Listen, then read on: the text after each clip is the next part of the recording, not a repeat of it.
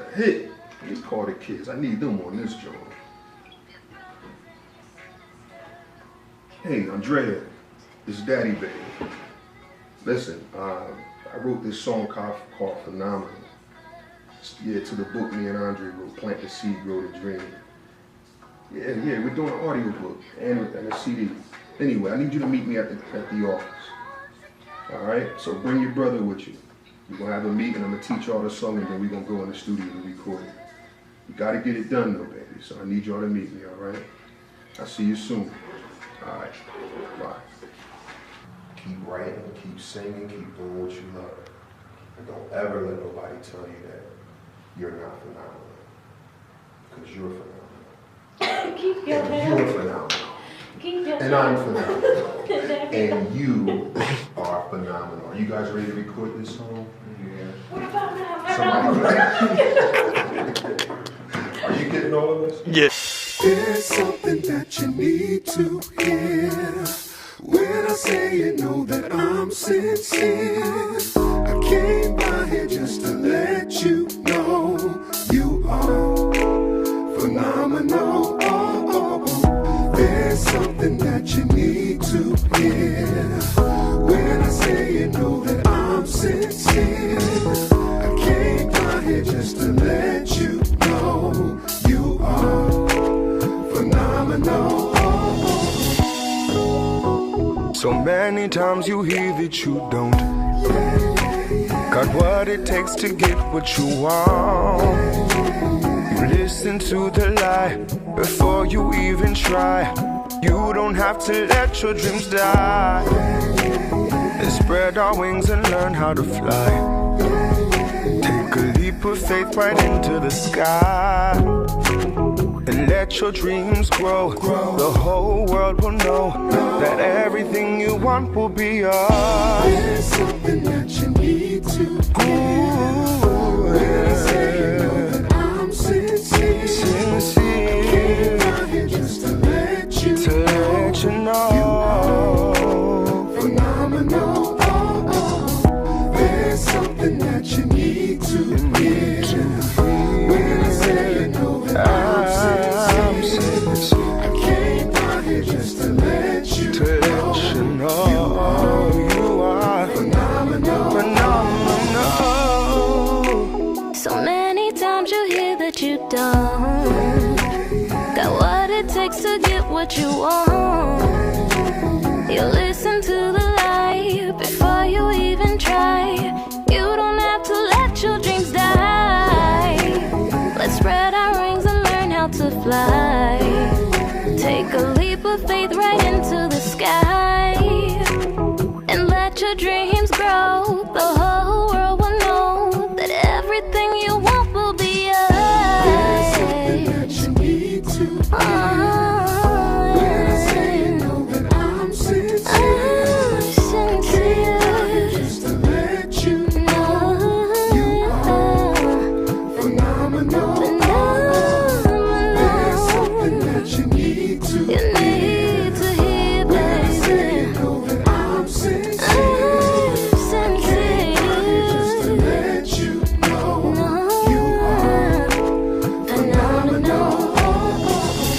Come together, help your brothers and your sisters. Come together, help your brothers and your sisters. Come together, help your brothers and your sisters.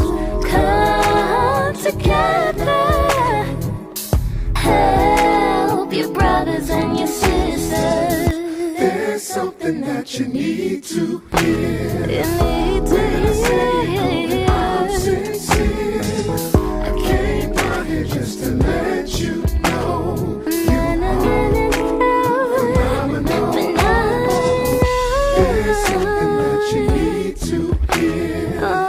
When I say you know that I'm sincere, I came down here just to let you know you are phenomenal.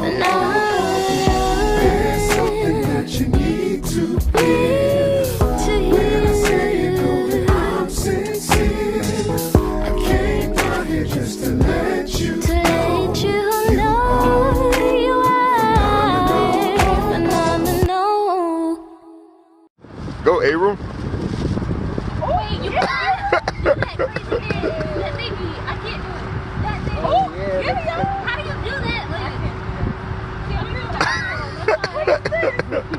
Abram can do it.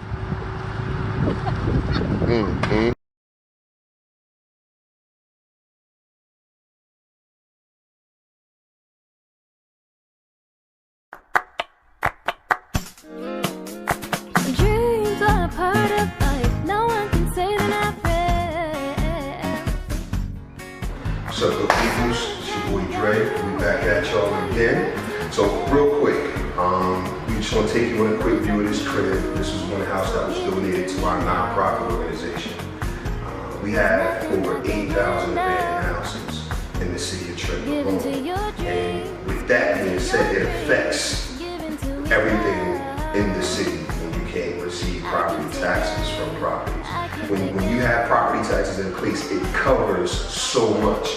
So that's one of the main reasons why we're doing Resurrecting Homes, Resurrecting Dreams, and Resurrecting Families, because we're saying, okay, if we can come into these communities, take these same abandoned houses. This house was a burnt down house. The homeowner wanted to donate it because she didn't want, this was her neighborhood that she lived in, but she didn't want for the house to remain an eyesore in the community. So she donated it to our nonprofit, and we came in here and we fixed it up. Now we want to be able to turn this same house over to a homeowner, give them that opportunity to own their first home.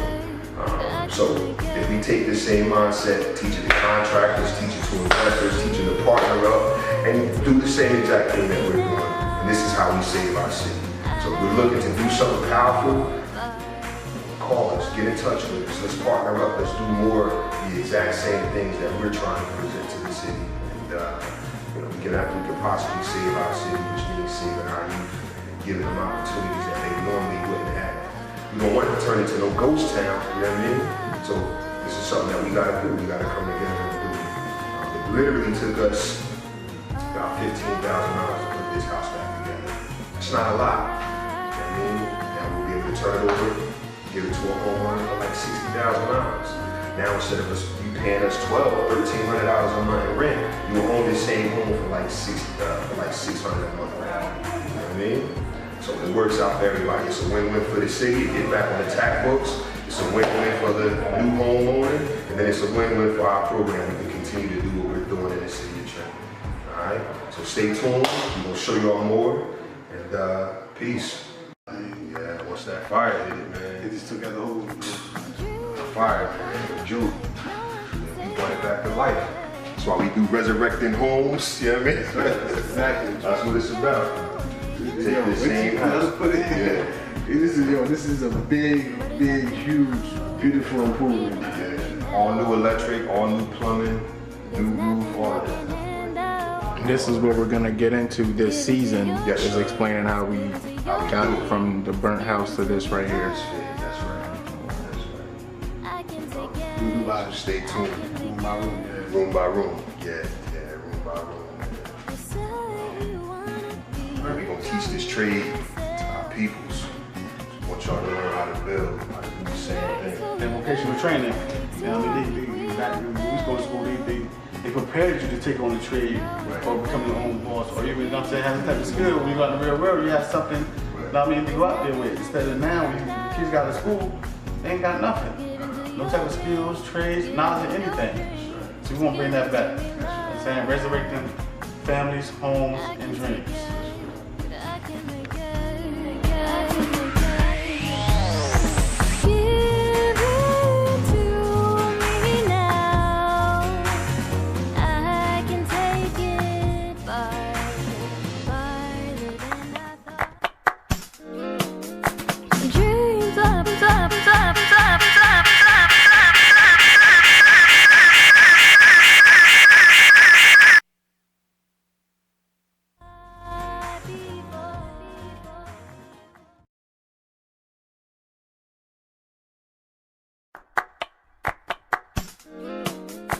Dreams are a part of life. No one can say they're not real.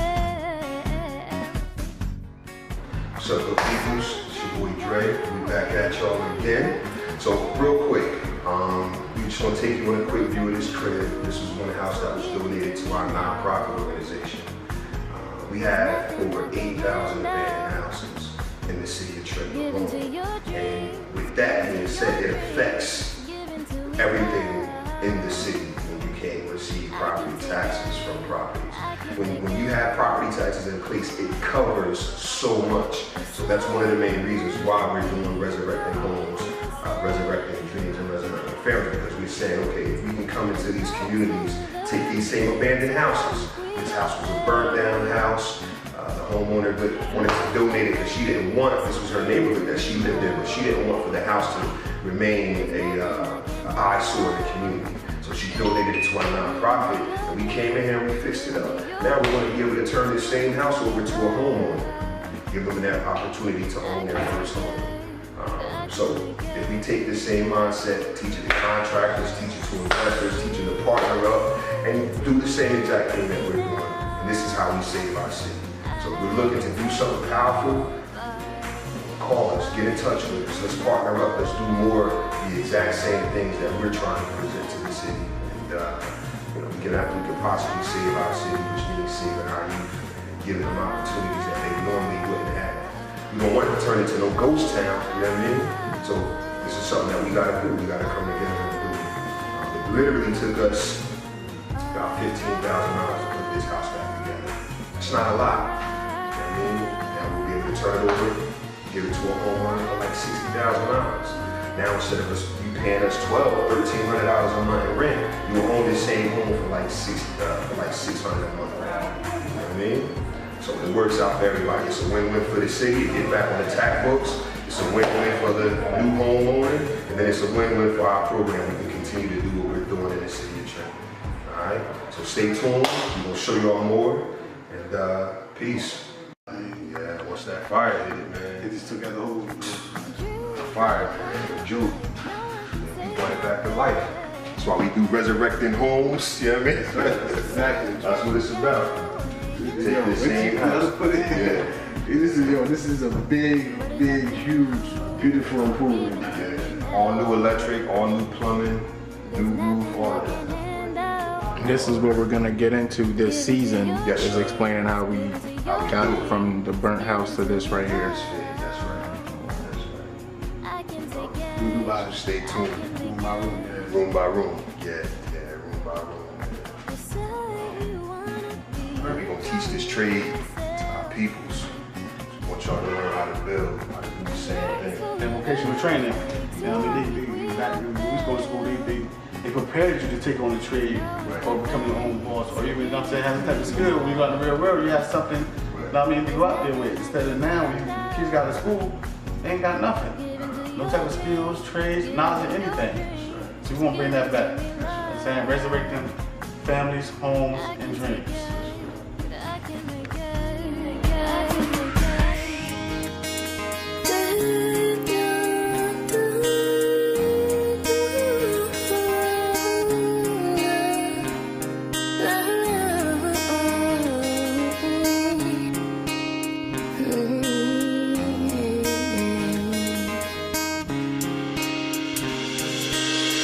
Started therapy a few months ago, 'cause this new one that I just had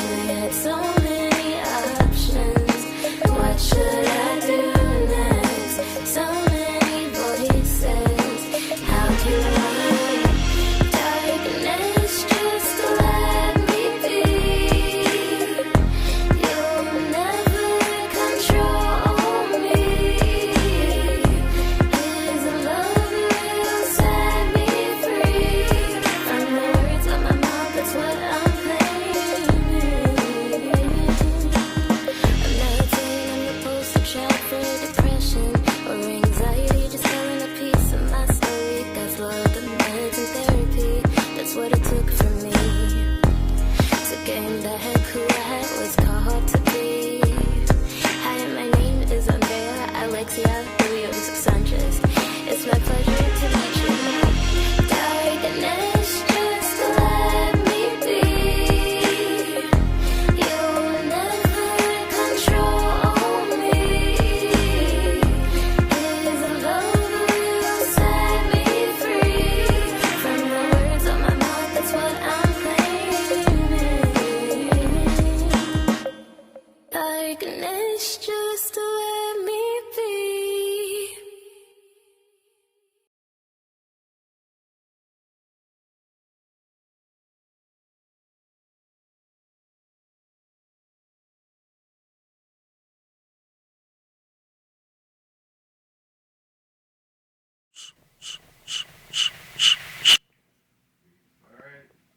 You got it? All right, all right. Welcome to Hamilton Radio on the net. Welcome to Urban Economics and Development Podcast.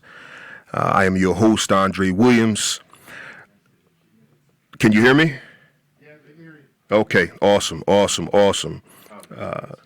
It's okay. All right. I appreciate it. Yeah, I am your host, Andre Williams. I have an awesome show for you guys this evening. Had a little delay going on. We was taking care of some business in the back, man. But I am happy to come on today and talk to you guys about the importance of ongoing financial education in the urban community.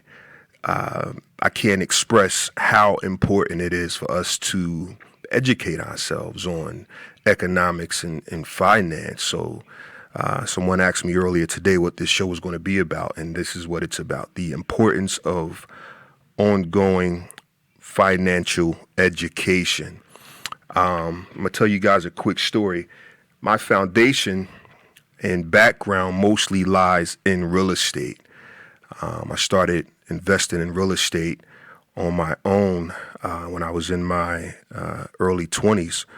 Prior to me investing, my father owned properties, and he was an entrepreneur at heart. One of the first houses he built, one of my older brothers still live in that house in Florida, in Wildwood, Florida. My dad built that house in the 60s, before I was even born, and we still own it to this day, and we're going back almost 50 plus years.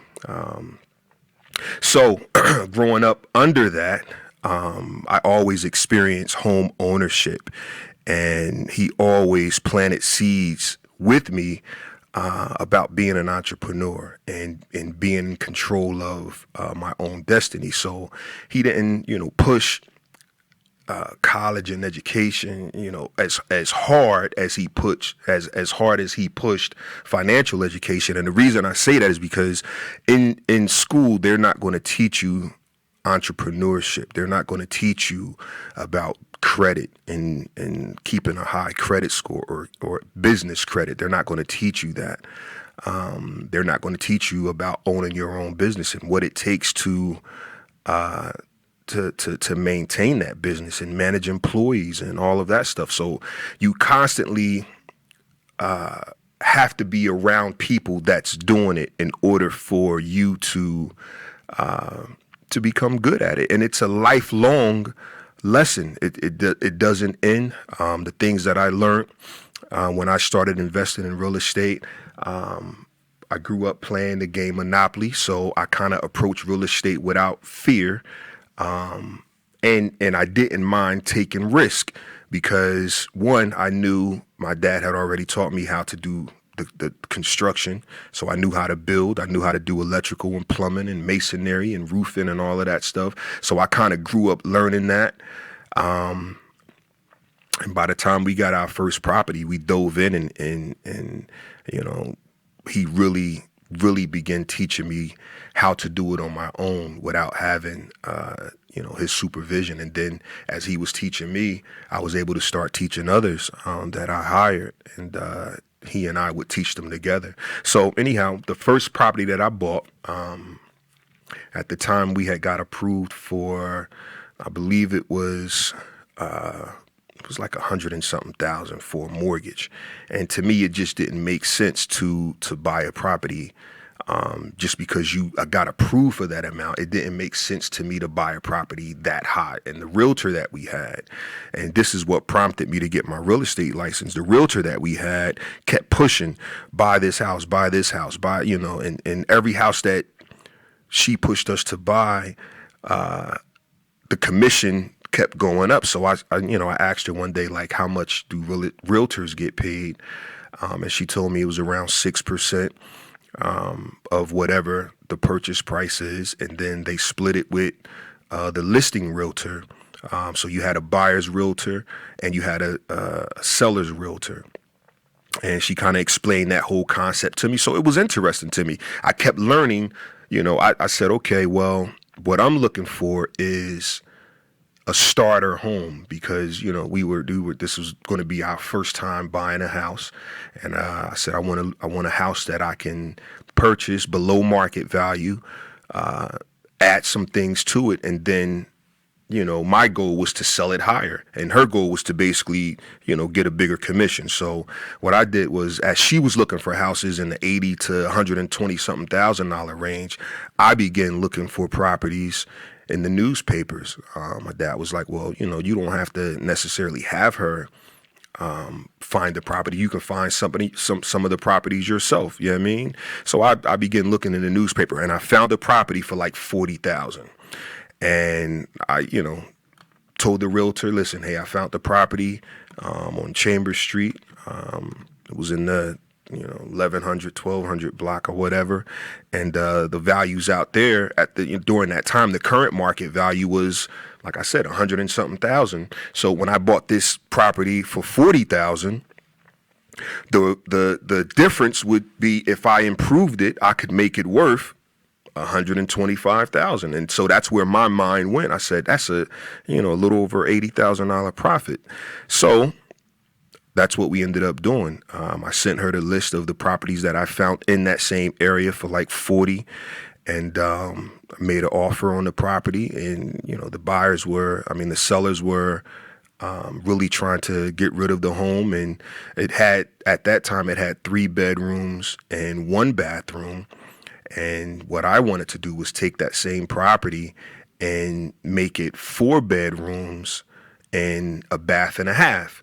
And that would increase my value to be able to sell it at a much higher rate. So that's what we did. We went in.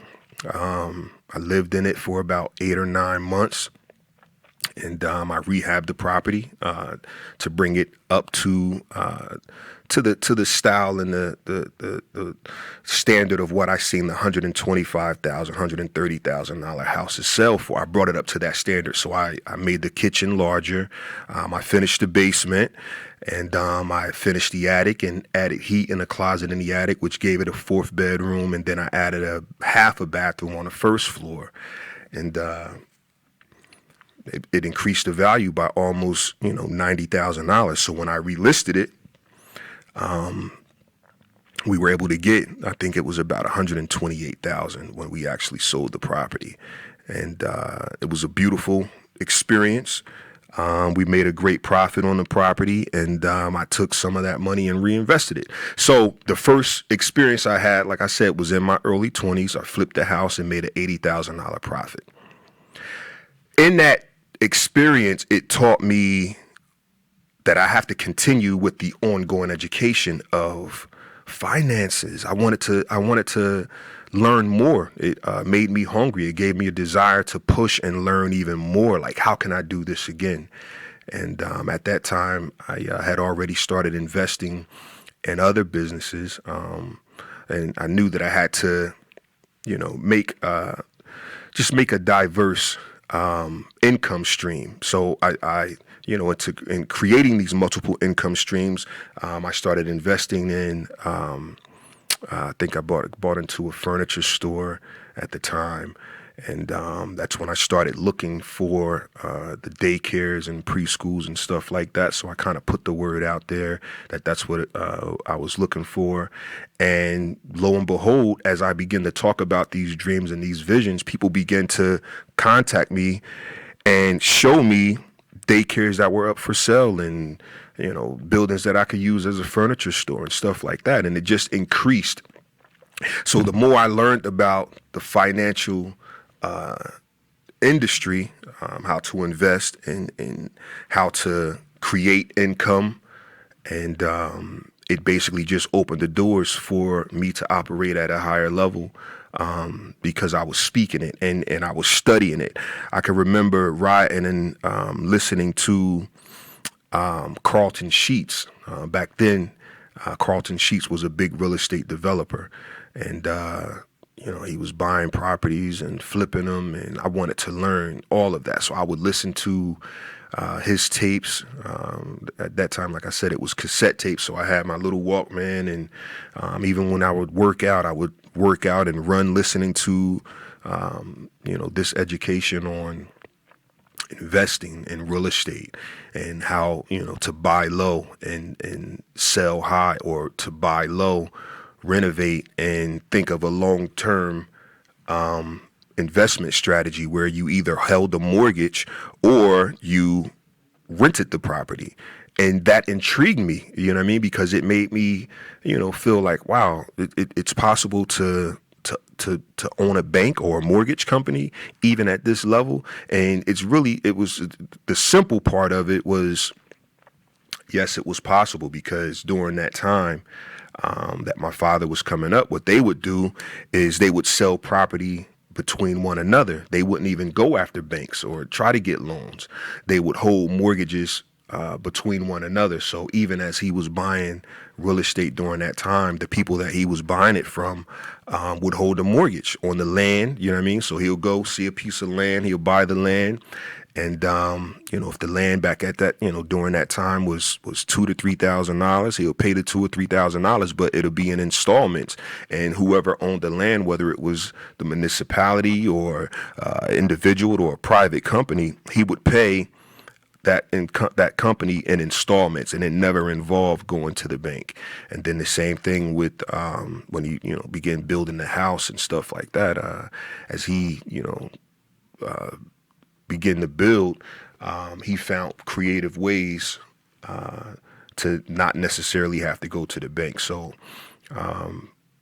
it was the educational part that he was able to instill in me as I was growing up. Like, listen, these properties, find out what you can get them for. You know what I mean? Like at that time, like I said, I bought the one for 40. I sold it for 120 something thousand, made an $80,000 profit. And that experience really, it triggered something inside of me that said, okay, I can see myself doing this for the rest of my life. You know what I mean? Because I wasn't comfortable working a regular job or a regular 9 to 5. I kind of came from an entrepreneur background anyway. Because before I jumped into the real estate heavy, we were doing entertainment. We had a singing group. Back then I was modeling and doing shows. So I got the experience of working in the studio and, charging people for studio time. And I would write songs for people. And so I got the experience of negotiating contracts and agreements. And it just struck something in me that said, okay, I can be diverse with my income streams. I don't just have to do music or have it coming from the modeling. I can have it come from real estate. I can have it come from the furniture business. I can invest in daycares and preschools. I could take abandoned buildings or foreclosed properties or abandoned properties, and I can turn them into for-profit businesses. So with learning all of that, I said, okay, let me get my real estate license, because I want to learn that side too, like how to spot a deal. So I began going to different real estate schools, and I got my real estate license, and I had that now going on 20 years. And just the educational part of it, the benefit of knowing how the market works and the different trends, how to follow the trends of the market to know when to invest and when not to invest. It's the difference between working for yourself or working for others. And, I can't stress it enough. If you have seminars coming up where you can go and learn from professionals and surround yourself with people that know the different laws. Like some of the things that I was doing back then, now they call it wholesaling. Back then, we were just buying and flipping properties, and I would get a property and I would sell it to another investor. Like, we didn't call it wholesaling. We was just doing real estate, and it was just, we didn't have a strict term for any particular sector of it. Now, they have terms for, terminology that, flipping houses and holding mortgages and holding notes and selling notes. And we kept it real simple, and we didn't call it wholesaling or driving for dollars. Like, I hear that term a lot now, and it's the same thing I did. I would go around and look at the abandoned houses, and I would take the address down, and then I would call the tax collector, and I would find out how much this property was, or what's owed on this property, or how can I bid on this property without going to, banks or going to the auctions and all of that. And as I negotiated deals and negotiated agreements, it taught me another form of financial literacy, that, money wasn't necessarily exchanging hands. It was the agreements that we began exchanging. So it wasn't so much about the money. It was the agreement. And, I could call up a broker and make a deal happen, or I could call up even now, call up a realtor and make a deal happen. And it's just the agreements that we agree on. And then from there, we turn it over to our title companies to do title searches and make sure we get clear titles. And my accountant, they help me find all the benefits of owning a corporation. Because it's a lot of tax benefits to owning corporations.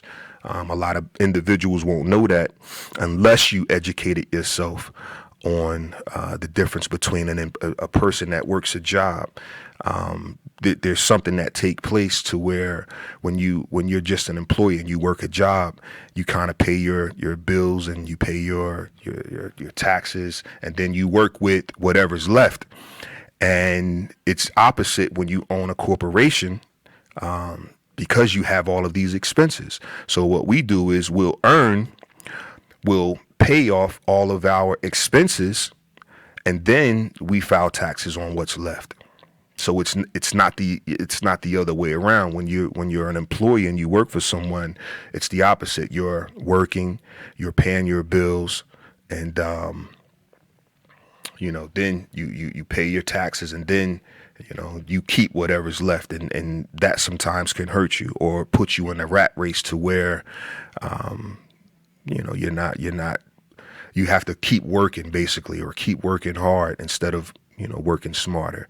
And as entrepreneurs and business owners and LLC owners and different things like that, we kind of operate a little bit different because of the expenses that we have and how we invest our money back into real estate. Or, I have some guys that work with me that even, when we sit down, we discuss different stocks and how to buy in on different stocks and manage our finances that way. And we meet with different brokers and, like I said, the accountants, and then our attorneys and the title company, and they handle certain things and educate us on certain things that will allow us to continue doing business, right? So it's important that you attend seminars. It's important that you listen to as many audio books. If you're not a reader per se, listen to the audio book. I've been studying audio books and listening to tapes. Like I said, I go all the way back to Carlton Sheets when they were making cassette tapes, and Dale Carnegie when they were doing albums or records or vinyl. I can remember listening to some of those coming up. And then, as I said, as they transitioned to cassette tapes, I would listen to cassette tapes of Napoleon Hill, Think and Grow Rich, and just educate myself and learn. And you have Robert Kiyosaki with Think and Grow Rich, and you have Tony Robbins, and there's so many other awesome audio books that are out there that will educate you. And it's, a lot of free stuff on YouTube as well. You got a lot of different motivational speakers out there, and they're doing seminars and conferences.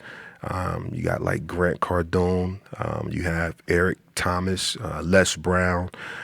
These guys will kind of push you in the direction of believing in yourself and building a team. And even when I travel and I speak at different locations, at schools and so forth, I kind of hit angles that will make people think of how to be more creative, you know what I mean, and how to pull out their purpose, because we're all born with gifts and purpose, but sometimes it can get drowned out by falling into the same system that everyone else falls into, like parents that worked for a living, and there's nothing wrong with that, but parents that worked for a living will teach their children, this is what you have to do. You have to go to school, you have to get a job, you have to work 25, 30 years, sometimes 40 years, work real hard, and you'll be able to make a good life for yourself. But I've seen a lot of people that did that leave a lot of debt even when they passed away, because they were not able to take control of their finances early in life. It's like the things that I do today is going to prepare my tomorrow in the next 10 years from now. So the seeds that I plant now is going to produce a harvest 10, 20 years from now. So as I buy daycares, preschools, real estate, all types of other investments that I'm making, as I buy franchises, different things like that, it's going to pay off 20, 25, 30 years from now. Even longer than that, my kids will be able to benefit from the investments that I make today. So it's important that, one, continue the ongoing education, the financial education. Learn as much as you can. Surround yourself with people that can talk to you about building credit. And even more so, if you have a business idea, surround yourself with people that can help you get that business idea off the ground. I mentor a lot of people, and I teach them how to set their business up and do their business registration. I teach them how to get their DUNS number and how to begin building business credit, because that's something that I learned later on as I kept educating myself. When I first started my businesses, I was funding everything out of pocket, so it was all cash. So when I made my deals, they were mostly cash deals, and now, I'm learning how to levy equity in my properties, or how to leverage business credit, and how to use business credit to build new relationships. And the more that the more you'll have access to. Some of the deals that are right in your same neighborhoods. If no one ever teach you how to get the property, or how to buy the property, or how to build a team to make sure that you can rehab the property, and how to get a realtor and sell the property, if no one ever teach you that, you will never know. You'll continue to ride by these properties and not receive what you actually can. And then you have these investors that have come to town, and they'll be making all the money when you were there all along, and you could have invested had you known how to invest. So I positioned myself by studying and by learning as much as I can, and I still do it today. 20-something years later, I had my daycares and preschools, about 16, 17 years. I had my construction company, a little over 20 years. My record and film company, I started that in like 95, you know what I mean? And that's 25, years old right now. So those businesses that I was investing in during those times, it put me in a position now to take control of my destiny, and even invest in my children and their gifts and their talents. As you saw in the videos earlier, my daughter Andrea, she's a singer and songwriter.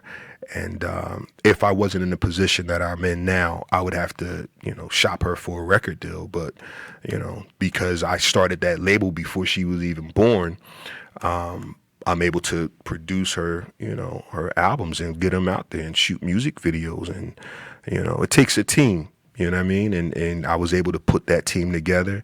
And we're able to keep that dream going as well. So I definitely encourage you to continue the ongoing financial education. Learn as much as you can. Surround yourself with individuals. Go to some of these seminars if they're free. Even if you got to pay for some, still, it's investing in your future.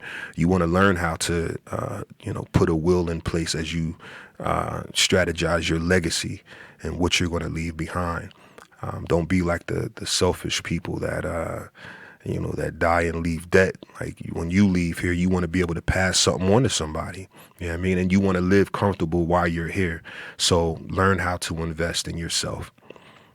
That's what financial education will do for you. It'll teach you how to invest in yourself. And then in doing that, your dream, whatever your purpose is in life, you'll be able to fund your dream. Because that's what it's about at the end of the day. You don't want to just dream and you want to be able to manifest your dreams.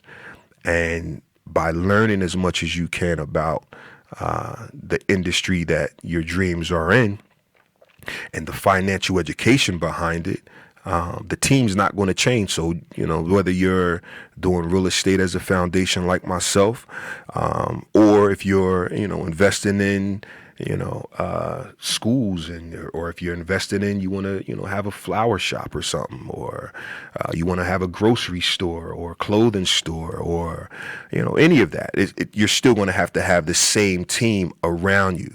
And that's an accountant.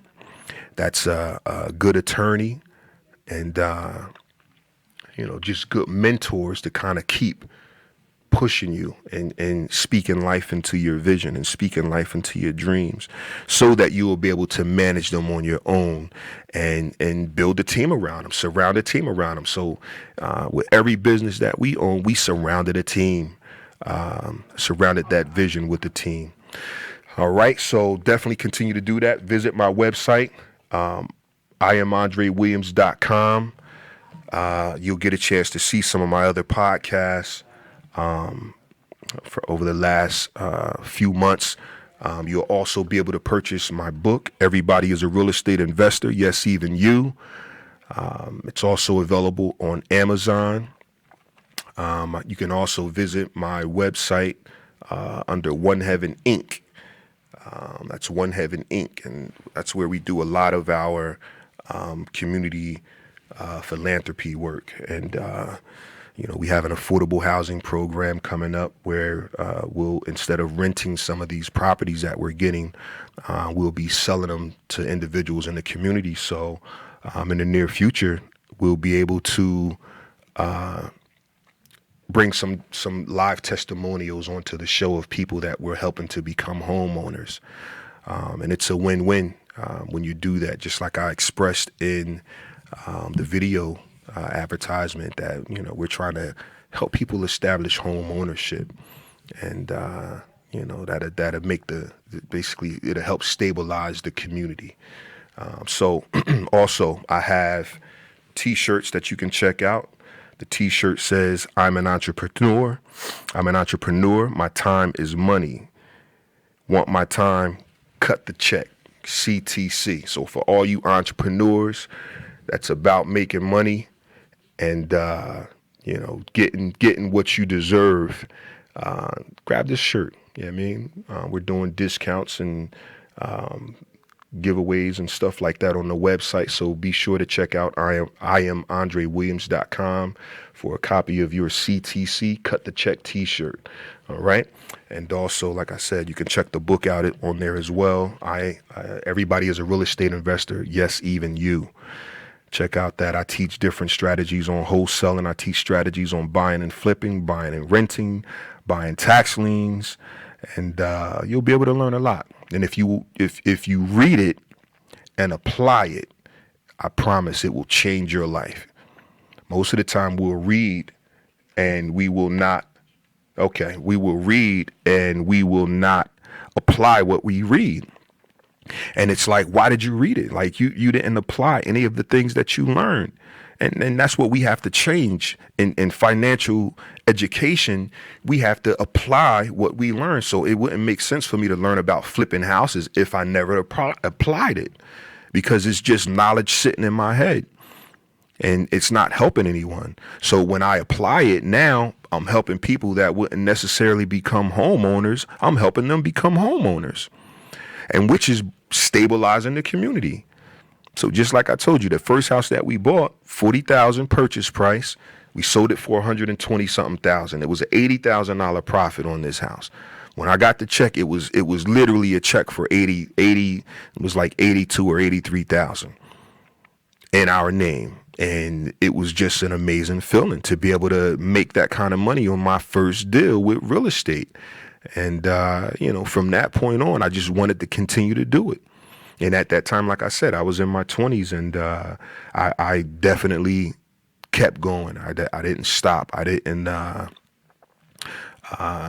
I kept going because I wanted to do it more, and I knew that I couldn't sit in an office and work for anyone. Even though I had some accounting background, I learned computerized accounting, and like I said, I was already kind of studying the real estate industry a little, growing up under my dad's tutelage, and I knew I wanted to be. I wanted to be firm and settled in that industry. So I said I need to learn as much as I could. And the things that I learned in my 20s and my 30s are now blessing me as I, raise my children. And like I said, I just had a birthday. I'm 46 years old.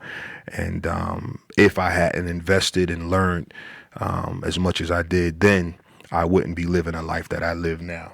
People think, Andre, you got daycares and preschools and construction company and a construction training program and a nonprofit organization. It started with those dreams. It started with the education, because I had to learn how, people kept telling me, you're going to need a 501c3. You're going to need one because you're investing a lot. You're going to need tax write-offs and stuff like that. And you want to continue to give back. So you're going to need a nonprofit organization. And at the time in my 20s, I kind of heard of them and I knew what they were, but I just knew I loved doing things in the community, so it made sense. So I did it, not really knowing or seeing this far into the future. We're going back to, the late 90s. I couldn't see what it was going to be like in 2020. I just knew I was being advised by the people that were kind of teaching me and educating me on business, that it was important to establish one. And so I did. As I established all my other businesses, I made sure that I established the 501c3. And in the beginning, we started doing community events. I would rent out different high schools and different arenas, and we would do community events with gospel choirs. I did high school marching bands. I did drill team events, and I would involve drill teams and marching bands and the gospel choirs from the community. And, they always turned out amazing. And it was just a great experience for me to give back, and it taught me how to build relationships, and I still have a lot of those relationships that were forged because I was open to educating myself financially. 5 minutes? What's that? 6 p.m. I gotta get the next show up at 6. Oh, you ready? Yeah. Oh, I'm ready. Yeah, I was waiting on you, brother. Oh yeah. I was trying to close you out. I'm closing out. My bad, Doc. All right. Thank you guys for tuning in. I appreciate you guys. We will see you next Monday, Urban Economics and Development Podcast. Thank you. God bless you. Bye.